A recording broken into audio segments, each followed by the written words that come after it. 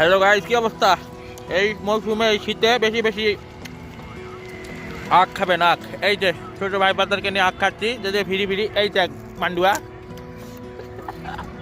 আহ একদম ফ্রেশ আখ, প্রচণ্ড মিষ্টি। তবে আমরা স্থানীয় ভাষায় এটা কুষার বলি, অনেকে আখ বলে, অনেকে অনেক নাম বলে। তবে বাজারে কিনে খাওয়ার থেকে, মানে আখের রস কিনে খাওয়ার থেকে এরকম ফ্রেশ খাওয়াই ভালো, যদিও এটা একটু মানে ঝামেলা, কিন্তু এটা খুব উপকারী। কি জন্য বলতেছি, আমি যখন রাজশাহীতে থাকতাম তখন দেখতাম এই যে আখের মাঝে এরকম ছিদ্র ছিদ্র করে ওখানে স্যাকারিন দেওয়া হইতো, স্যাকারিন।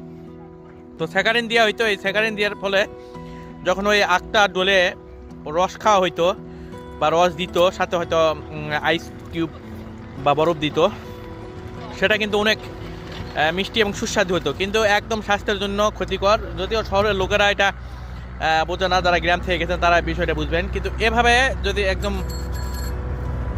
আখ যদি আপনার খাইতে পারেন একদম, সেটা হচ্ছে মনে করেন যে বিভিন্ন জায়গায় কিনে পাওয়া যায়, হাট বাজারে, গ্রাম অঞ্চলে বেশি পাওয়া যায়। যদিও শীতকালে একটু প্রবলেম সর্দি লাগে বা অনেকে, কিন্তু এটা অনেক উপকারী। আখের রস শরীরের জন্য অনেক উপকারী। আবার তাদের আপনার এই জন্ডিস হয়, জন্ডিসের একদম উপকারী জিনিস। জয়পুরহাট তিনি সুগার মিল যেহেতু আমাদের এখান থেকে কাছেই, তো আমাদের রাস্তা যেই এই যে আখের গাড়ি যায়, স্থানীয় মানুষজন এগুলো পারে, তো আমরা একজনের থেকে নিলাম, তাই নিলাম আর কি। তবে কিনেও পাওয়া যায়, যাদের দাঁত শক্তিশালী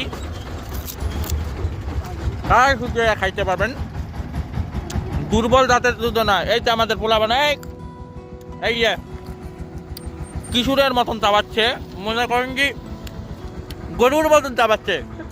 এই যে দুজন, এই কিরকম মিষ্টি, খুব মিষ্টি। এই কিরকম, তো আমরা বিকালে বের হয়েছি, তো এই শীতে আখ প্রচণ্ড মিষ্টি।